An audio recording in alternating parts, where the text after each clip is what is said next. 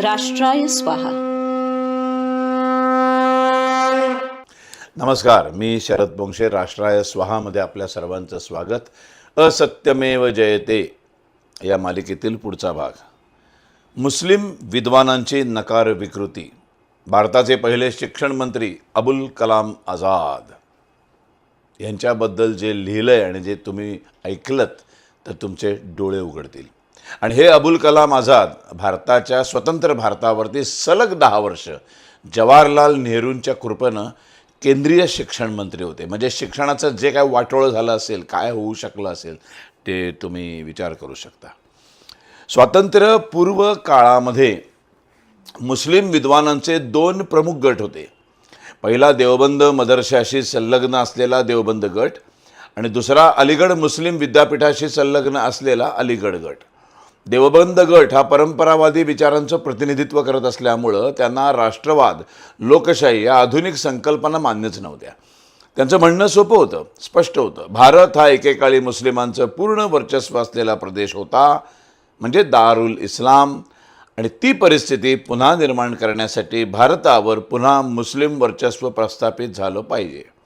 ही संकल्पना समजावून सांगताना बाबासाहेब आंबेडकर काय म्हणतात नीट समजून घ्या. सावरकर नाही, आंबेडकर काय म्हणतात. According to Muslim canon law, the world is divided into 2 camps, Darul Islam, abode of Islam, and Darul Harb, abode of war. A country is Darul Harb when Muslims only reside in it but are not rulers of it. That being the canon law of the Muslims, India cannot be the common motherland of Hindus and Muslims. It can be the land of Muslims, but it cannot be the land of Hindus and Muslims living as equal.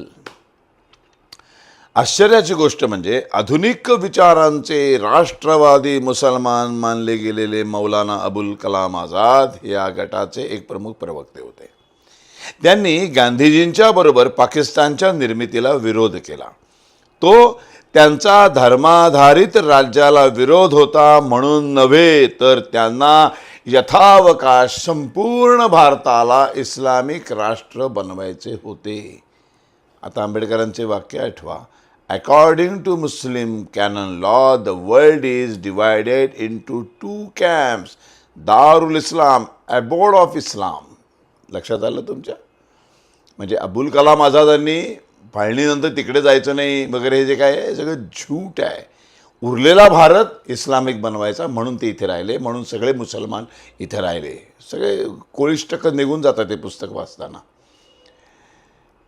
आता या देशाची एकता अभंग राहावी या बहाण्यानं आझादांनी एक प्रस्ताव पुढे आणला. काय म्हणतात ते चतुराईनी? स्वतंत्र भारताच्या संसदेत शासनात मुसलमानांची संख्या 50% अनिवार्य करा. म्हणजे त्यावेळेला मुसलमानांची लोकसंख्या फक्त 24% होती. पण त्यांना संसदेमध्ये आझाद काय म्हणतात? 50% प्रतिनिधित्व द्या. आणि उरलेल्या 50%मध्ये हिंदू, ख्रिश्चन, बौद्ध, जैन, शीख या सगळ्यांचा समावेश असणार होता. साहजिकच स्वतंत्र भारतावरती मुसलमानांचं वर्चस्व राहणार होतं आणि पाकिस्तानची गरजच उरणार नव्हती. या उपर आधारित जो कॅबिनेट मिशन प्लॅन ब्रिटिशांनी फाळणी टाळण्याच्या शेवटचा उपाय म्हणून सादर केला, त्याच्यात 50% वाट्याबरोबरच मुस्लिमांना व्हेटोचा अधिकारही देण्यात आला होता. त्यावेळी काँग्रेस अध्यक्ष असलेला मौलाना आझाद यांनी गांधीजी व इतर काँग्रेस नेत्यांच्या अपरोक्ष ब्रिटिशांना असं आश्वासन दिलं की ते या प्लॅनसाठी काँग्रेसची मान्यता मिळवतील. आझादांनी जाहीर केलं की हा करार प्रेषित मोहम्मदानं मदिनेतील ज्यूंशी शांततामय सहजीवनाचा जो करार केला त्याच्याशी मिळता जुळता आहे. पण त्या करारानंतर काही वर्षातच मदिनेतील सगळ्या ज्यूंना एकतर पळून जावं लागलं किंवा त्यांचा सर्वनाश करण्यात आला. पण ही गोष्ट हिंदूंपैकी कोणाला माहीत नाही याची आझादांना गॅरंटी होती. आणि 1-2% माहीत जरी असेल, वाचन असेल, तर त्यांनी डोळ्यावर कातडं ओढून ते गप्प बसतील, नाही का? आणि हा इसम काँग्रेसमधील मुसलमानांचा आधुनिक चेहरा आणि स्वतंत्र भारताचा पहिला शिक्षण मंत्री होता, याच्यामध्ये सगळं काही आलं. आता अरबस्तानाचा पाकिस्तान असा उल्लेख पवित्र भूमी या अर्थानं केलेला आहे. भारताच्या इस्लामीकरणाचा धोका ही हिंदुत्ववाद्यांनी विनाकारण केलेली हाकाटी आहे. हे भारतातील तथाकथित सेक्युलर लॉबीचं प्रतिपादन किती चुकीचं आहे हे सिद्ध होतं. या मंडळींना ही जाणीव देखील होती की आधुनिकतेचे वारे वाहत असलेल्या नव्या जगात भारताच्या इतिहासातील असहिष्णुता आणि अत्याचार हे इस्लामच्या प्रतिमेसाठी गैरसोयीचे आहेत. यावर तोडगा म्हणून मोहम्मद हबीब यांनी भारताच्या इतिहासाची पुनर्मांडणी करण्याचा एक महत्त्वाकांक्षी प्रकल्प 1920च्या सुमारास हाती घेतला. बाबरी मशीद प्रकरणामध्ये ज्यांच्या खोटेपणाचा उच्च न्यायालय आणि सर्वोच्च न्यायालयानं जाहीर वाभाडं काढलं, त्या JNU हिस्टॉरियन्स म्हणून ओळखल्या जाणाऱ्या गटातील इरफान हबीब हे यांचे मोहम्मद हबीब हे पिताश्री. मोहम्मद हबीब यांचा पहिला मुद्दा असा की इस्लामी आक्रमकांबरोबर भारतात आलेल्या इतिहासकारांनी केलेली अत्याचाराची वर्णनं अतिशयोक्त आहेत व ती आपल्या मालकांना खुश करण्यासाठी केलेली आहेत. एकतर कत्तली, लुटालूट, मंदिरांचा विध्वंस, मूर्तीची तोडफोड, बलात्कार, गुलामी यांच्या वर्णनांनी याचे श्रेय आपल्याला मिळत असल्याच्या कल्पनेनी खुश होणाऱ्या आक्रमकांची संस्कृती आणि मनोवृत्ती काय असेल यावरून कळते.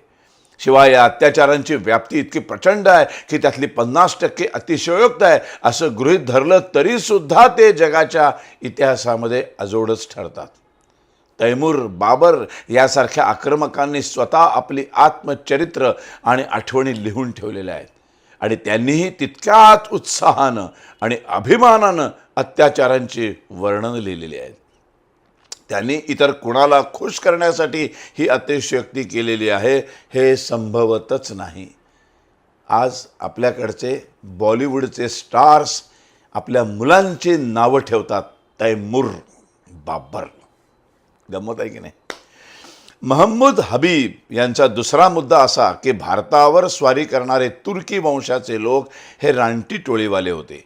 इस्लामच्या प्रभावानं सभ्य आणि सुसंस्कृत बनायला त्यांना कित्येक शतकं लागली. इस्लामच्या प्रभावानं त्यांच्या क्रौर्याचा संबंध इस्लामशी नसून त्यांच्या वांशिक जडणघडणीशी आहे. सिंधवर स्वारी करणारा मोहम्मद बिन कासिम इस्लामच्या मते सर्वश्रेष्ठ असलेल्या अरब वंशाचा होता. तरीही त्याच्या मोहिमा तितक्याच क्रूर आणि जुलमी होत्या. शिवाय तुर्की आक्रमकांनी सुद्धा वेळोवेळी आपण ही कृत्ये इस्लामचे पाईक म्हणून कुराणच्या आदेशावरून करत आहोत असं म्हटल्याच्या अनेक नोंदी आहेत. इस्लामच्या उदयाआधी मध्य आशियातील हे तुर्क लोक बौद्ध वंशीय होते.